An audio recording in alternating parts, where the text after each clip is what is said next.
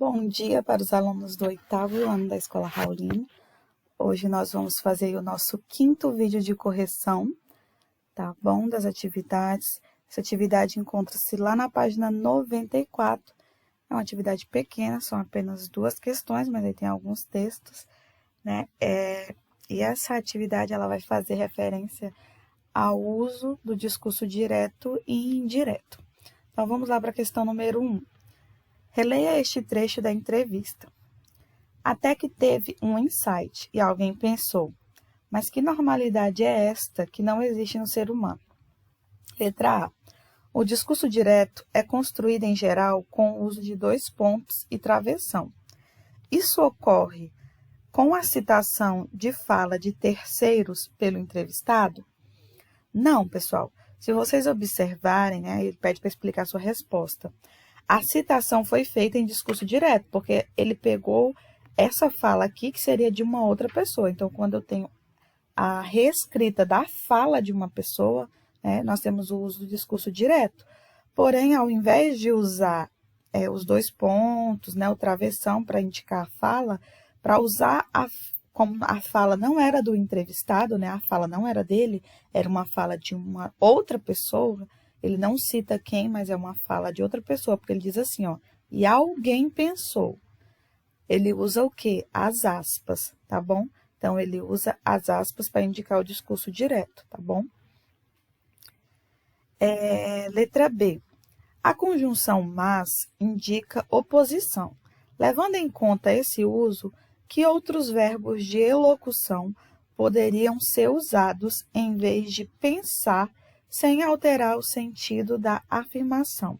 Então, no lugar de usar aqui, né, e alguém pensou, eu poderia falar o quê? E alguém questionou, ou e alguém contestou, né? Então, posso usar questionou, né, o verbo questionar, e alguém ponderou, do verbo ponderar. Então, existem aí outros verbos que podem ser usados no local de pensar. Então, escolha aí alguns e coloque na resposta da letra B. Não pode mudar o sentido, tá bom? Letra B. Aliás, deixa eu voltar aqui. Número 2. Leia o trecho de uma entrevista com o diretor de cinema George Lucas, criador da série Star Wars. George Lucas, que é a fala dele, né? Sou um menino entretido no mundo que criei. O criador da série conta como as epopeias alimentam sua imaginação e diz que vai dirigir filmes alternativos ao se aposentar. Aí nós percebemos que, como é uma entrevista, aqui é a fala da entrevistadora ou entrevistador, né, que é a revista, quem está perguntando, e aqui é a fala do entrevistado. Época. Como surgiu a ideia de criar um novo universo mitológico? George Lucas. Não há nada de novo nisso, risos. Pelo contrário, estudei antropologia e mitologia na faculdade e acabei sistematizando uma velha paixão. Sempre fui fascinado pelas histórias antigas. Eu me interessava menos pelos detalhes arqueológicos ou de construção de linguagem que pela psicologia que subjaz a cada figura mitológica. São traços que fazem parte da vida cotidiana em todos os períodos da história. De alguma forma, os mitos explicam as características e motivações básicas do ser humano. Dão conta do funcionamento das sociedades até hoje. Eles continuam válidos. A mitologia é a grande fonte do cinema e, de resto, da arte e de todo o conhecimento humano. O que fiz foi transpor os mitos arcaicos para um ambiente de ficção científica. Letra A. Por que George Lucas usa a mitologia como inspiração para seus filmes? É uma questão de interpretação, né? Ele afirma aqui nesse trecho que para ele a mitologia é uma fonte de quê? De arte e de todo o conhecimento humano, tá bom? Então, por isso que ele utiliza ela como inspiração. Letra B. De quem é a frase, entre aspas, no título? De que modo é reportada no trecho?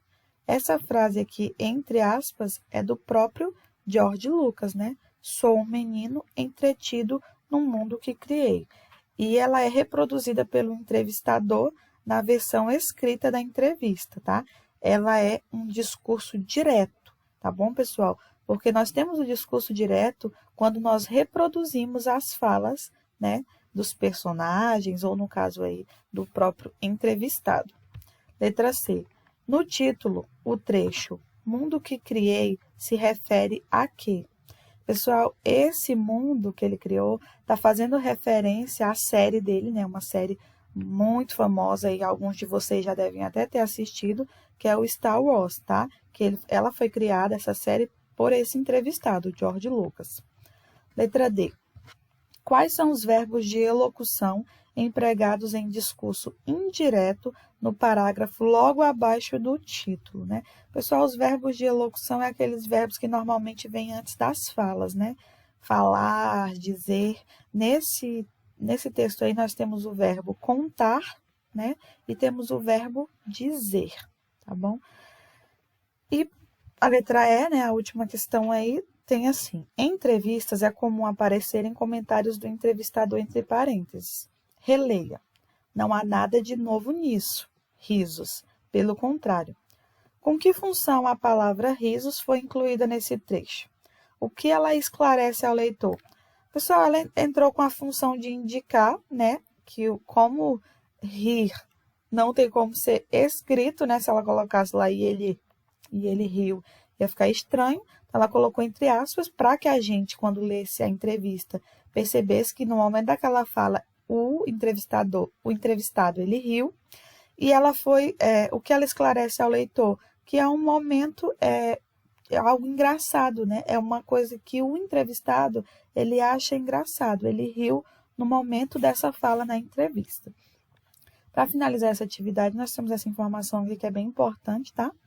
O discurso direto e o discurso indireto são recursos usados tanto em textos ficcionais quanto em textos do campo jornalístico, como entrevistas, artigos, resenhas, notícias, reportagens e texto do campo de estudos e pesquisas, como artigos de divulgação científica, textos didáticos, entre outros, reproduzindo falas que expressem emoções, opiniões, explicações, etc.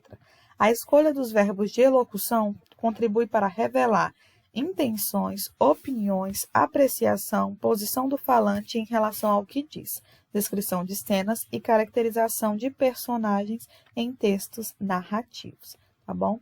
Então, o discurso direto, nós temos ele quando a própria pessoa, né, ela faz a sua fala dentro de um texto, e nós temos o discurso indireto quando uma outra pessoa, normalmente é o narrador, né, ela reproduz a fala pela pessoa, né? No caso, não é o próprio personagem ou a própria pessoa que fala, tá?